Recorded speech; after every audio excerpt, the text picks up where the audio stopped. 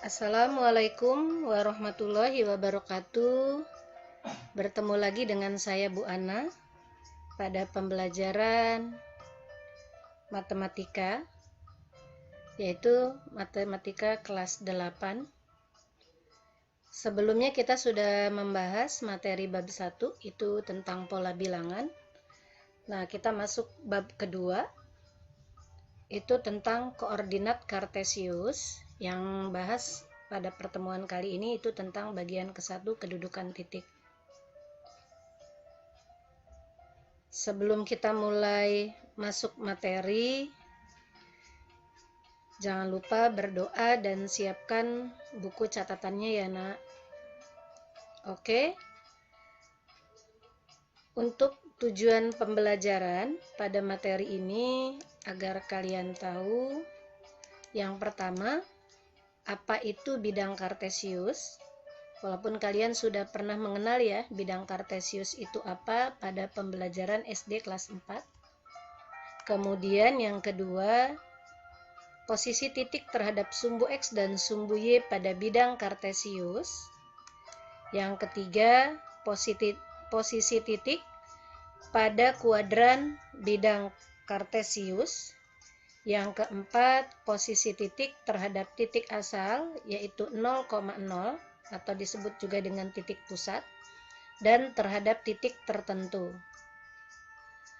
Nah, kalian sudah tahu ya bentuk bidang kartesius itu seperti apa? Biasanya dalam bentuk kertas berpetak. Nah, untuk bidang kartesius sendiri, ada yang disebut dengan koordinat kartesius. Koordinat kartesius itu apa sih? Nah, koordinat kartesius itu adalah merupakan alat bantu untuk menentukan posisi pada suatu objek bangun datar. Nah, titik ini digambarkan dalam bentuk dua bilangan, yakni koordinat absis disebut dengan X atau koordinat ordinat itu disebut dengan Y. Jadi dia posisinya X, Y karena pasangan berurutan. Nah, sekarang kita akan membahas yang pertama itu adalah kedudukan titik pada bidang kartesius. Ada bidang kartesius ya. Ada sumbu X. Ini sumbu Y, diingat. Kalian nanti sediakan kertas berpetak, nanti tinggal kalian buat garisnya. Ini adalah yang mendatar itu adalah garis X, dan yang vertikal atau tegak itu adalah garis Y.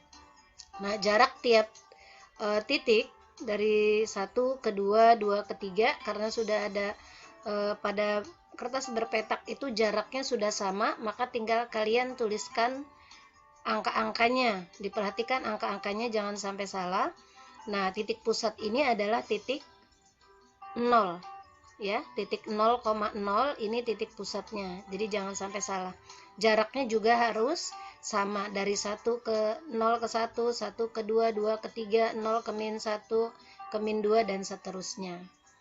Nah, sekarang kita akan menentukan titik pada bidang kartesius ini.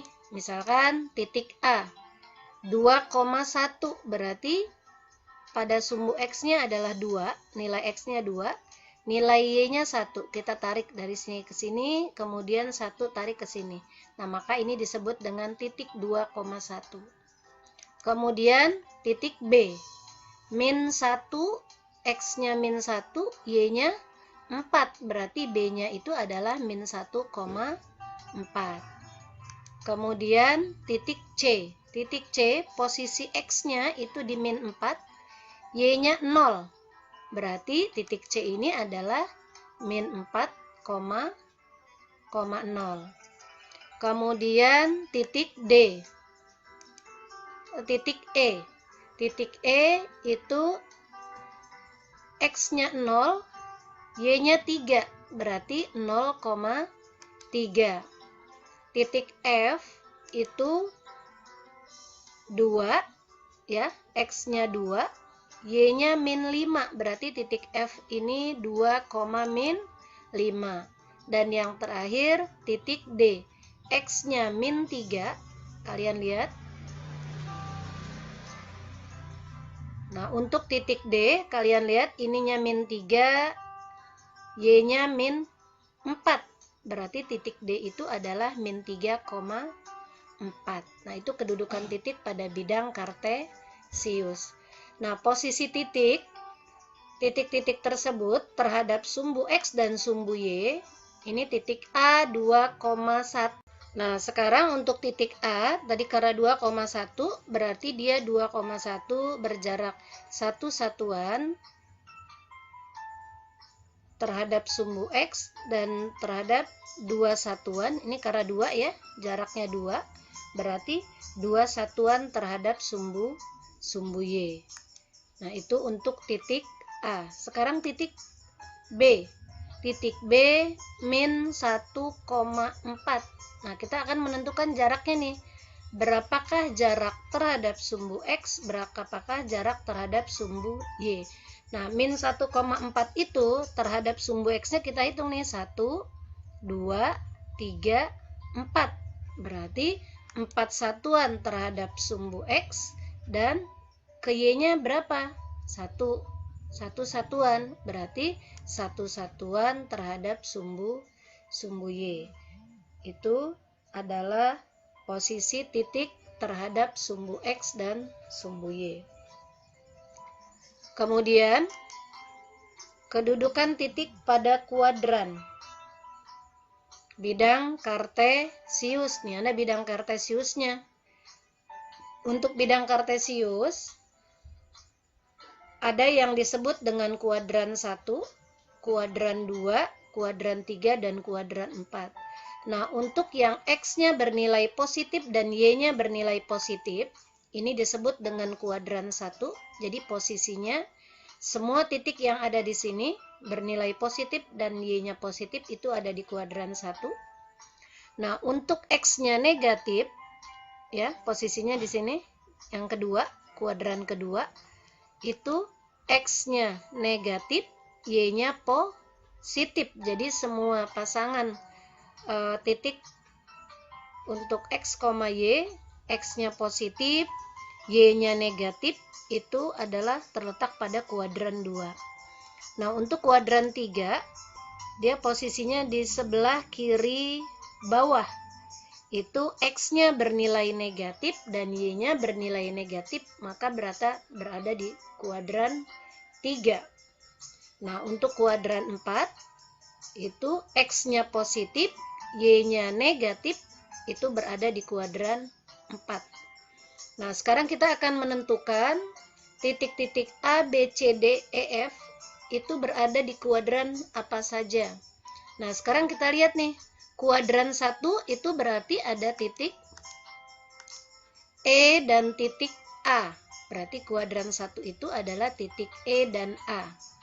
Ya, A 2,1, E-nya 0,3. Nah, untuk kuadran 2 berarti posisinya titiknya yang ada di sini ya. Kita lihat nih, berarti B dan C.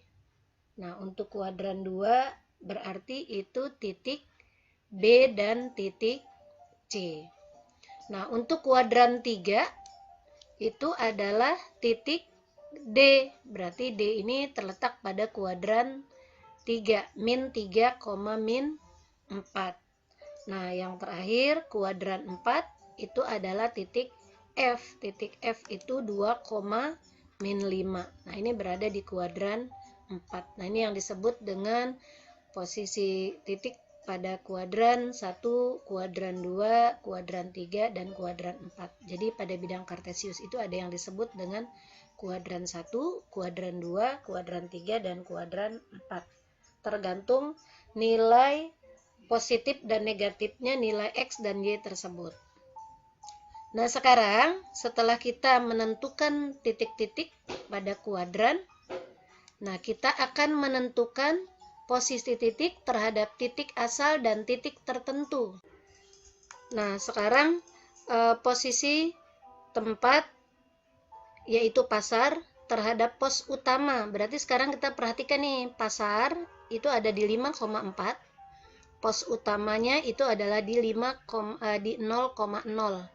Berarti posisi pasar terhadap pos utama itu adalah, jadi yang jadi patokan itu adalah pos utamanya. Nah, kita hitung nih, 1, 2, 3, 4, 5. Berarti berjarak 5 satuan ke kanan, dan ini kita hitung lagi, 1, 2, 3, 4. Berjarak 5 satuan ke kanan dan 4 satuan ke atas. Jadi posisi dari pos utama ke pasar itu adalah 5 satuan ke kanan, 4 satuan ke pasar. Yang kedua, itu adalah masjid. Masjid terhadap pos utama atau titik asal. Masjid terhadap pos utama. Nah, dari pos utama ke masjid ini berapa? Nah, kita hitung nih, 1, 2, 3, 4. Karena masjid itu kan min 4,0 ya. Berarti berjarak 4 satuan ke kiri ya, 4 satuan ke kiri, dan berjarak 0 satuan ke atas, ke bawah nggak ada. Berarti di sini cuman berjarak 4 satuan ke kiri. Nah, min 4,0. Sedangkan apotik itu adalah min 1,4. Nah, perhatikan, min 1,4 terhadap pos utama atau titik 0,0 berarti 1 satuan ke kiri. Ini 1 satuan ke kiri ya. Nah, ke atasnya berapa nih? 1, 2, 3, 4. Berarti 1 satuan ke kiri, 4 satuan ke atas. Nah, ini untuk posisi titik tempat tertentu terhadap titik asal atau pos utamanya, yaitu 0,0.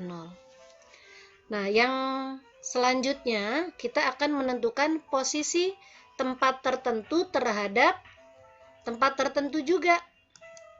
Nah, titik tertentu terhadap tempat tertentu itu misalkan posisi rumah sakit terhadap mall. Berarti sekarang kita lihat nih, rumah sakit terhadap mall. Berarti yang jadi patokan mall ya. Rumah sakit terhadap mall. Berarti yang jadi patokan mall. Berarti kita hitung dulu nih. Bergeser ke kanan 1, 2, 3, 4, 5. Berarti bergeser 5 satuan ke kanan. Nah, 1 satuan ke bawah. Berarti 5 satuan ke kanan, 1 satuan ke bawah. Kemudian masjid terhadap mall.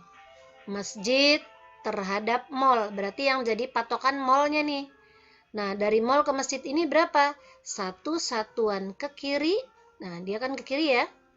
Karena kita mau menuju masjid ini, dari mall 1 satuan ke kiri, ke atasnya berapa nih? 1, 2, 3, 4.